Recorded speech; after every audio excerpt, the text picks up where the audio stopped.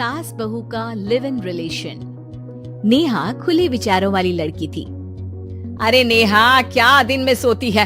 ससुराल में ऐसा नहीं चलेगा, वहाँ तो काम करना पड़ेगा। काम जितना काम होगा कर लूंगी माँ, पर अगर कोई ये कहे कि सारा आराम छोड़कर सिर्फ काम ही करना है तो ना भी ना, मुझे नहीं करनी शादी।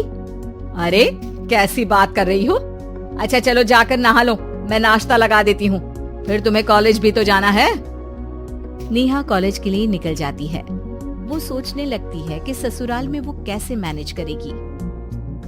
क्या हुआ नेहा, परेशान लग रही हो? अरे यार, तू तो मुझे जानती है ना, मुझे अपनी लाइफ बिल्कुल परफेक्ट चाहिए, लेकिन लग नहीं रहा लोग मानेंगे। यार कहीं मेरी शादी ऐसे घर ना हो जाए जहाँ मेरी जिंदगी ही नरक हो जाए। अरे मैंने ना कल एक इंग्लिश फिल्म देखी थी, उसमें भी कुछ ऐसी ही समस्या थी हीरोइन की। अच्छा, तो फिर क्या किया उसने? उसने तो अपने होने वाले पति से साफ साफ कह दिया कि वो पहले उसके घर कुछ दिन तक बिना शादी के रह कर देखेगी, और अगर ठीक लगा तो ठीक, वरना तेरे मेरे रास्ते अलग। अरे हाँ यार, ये तो बिल्कुल सही आइडिया दे रही है तू मुझे। चल मैं तो चली, थैंक्स यार, तूने मेरी प्रॉब्लम सॉल्व कर दी। ये बोलकर नेहा खुशी खुशी वहाँ से निकल जाती है, लेकिन पीछे से उसकी सहेली कहती है, अरे नेहा, नहीं नहीं, कुछ नहीं सुनना मुझे। ये बोलकर वो वहाँ से चली जाती है। हे भगवान, पूरी बात सुने बिना ही चली गई। अरे वो तो विदेशी फिल्म थी, वहाँ सब चलता है, लेकिन ये तो भारत है, सभ्यता और संस्कारों वाला देश, जहाँ शादी से पहले लड़की को ससुराल में नहीं रखा जाता। खैर, नेहा मस्त होकर घर आती है। नेहा, कल तुझे लड़के वाले देखने आने वाले हैं, और हाँ, इस बार कोई बहाना नहीं चलेगा। हाँ हाँ, आने दो आने दो, मैं तैयार हूँ शादी के लिए। अगले दिन लड़के वाले आते हैं, जहाँ लड़का कहता है, मुझे अकेले में लड़की से कुछ पूछना है। हाँ हाँ, क्यों नहीं बेटा, जाओ नेहा, घर तो दिखा दो इन्हें। नेहा भी खुश हो जाती है कि उसे मौका मिल गया है लड़के से अपनी शर्त रखने का। देखो, मुझे ना शादी से बहुत डर लगता है, पता नहीं कैसी लड़की आए, तालमेल बना पाए कि नहीं मेरे परिवार से। मैंने कई घरों में रोज का क्लेश होते देखा है। तुमने तो मेरे दिल की बात कर दी। मैं भी यही सोच रही थी कि भाई सास तो अच्छी होनी चाहिए, पति सपोर्ट करे ना करे, रहना तो पूरे दिन सास के साथ है।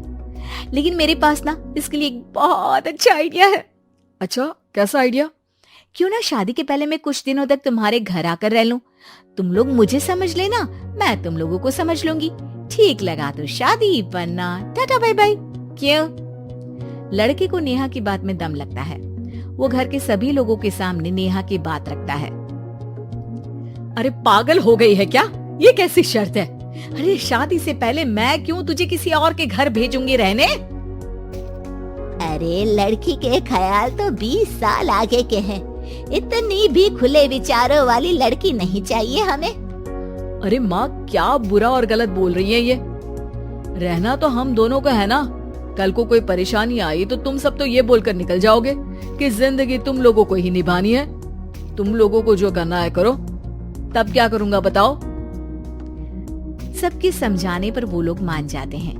वाह, मैं 2-3 दिनों में पैकिंग कर लूंगी, तो आकर मुझे ले जाना।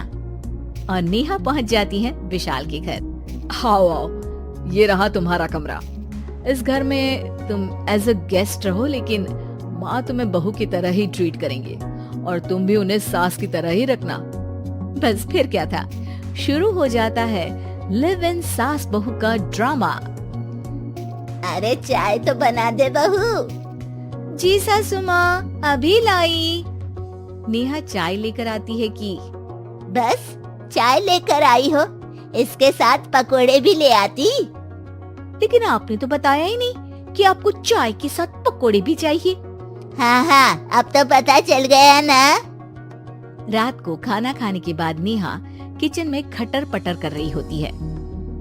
क्या हो रहा है वहाँ नेहा? माँ जी, मैं ना रात को अदरक वाली चाय पीकर सोती हूँ, ये मेरी आदत है। अच्छा, तो जरा मेरे लिए भी बना देना। दोनों सास बहू रात को चाय पीती हैं। अगले दिन नेहा, मैं मंदिर जा रही हूँ, मेरी साड़ी निकाल कर बेड पर रख दे। नेहा सास के लिए साड़ी निकाल कर रख देती है। वो देखती है कि उसके आने के बाद से सास ने घर का कोई भी काम करना छोड़ दिया है। यार मैं क्या करूं? ऐसा ससुराल तो मुझे नहीं चाहिए था जिसमें मैं ही सारा काम करूं। मैं तो ऐसा घर चाहती हूँ जहाँ सास और बहू दोनों मिलकर किचन में काम करें। हे भगवान, रात को चाय पी ली, पेट में गैस बन गई, अब तो चला भी नहीं जा रहा है। मुझे तो ऐसी बहू चाहिए जो हेल्थ के प्रति कॉन्शियस हो, क्योंकि वो ठीक रहेगी तभी तो मैं ठीक रहूंगी। दोनों समझ जाती हैं कि वो लोग एक दूसरे के लिए नहीं बने हैं। अगले दिन नेहा, जरा चाय तो ले आना। नेहा चाय के साथ चिला भी बनाकर ले आती है। सास खा पीकर सो जाती है। अगली सुबह तेरी बुआ सास आ रही है, उसे मैंने तेरे बारे में बताया है। तभी वहाँ गंवार से एक महिला आ जाती है। चलो यहाँ से निकलो, कुछ नहीं है खाने के लिए, जाओ।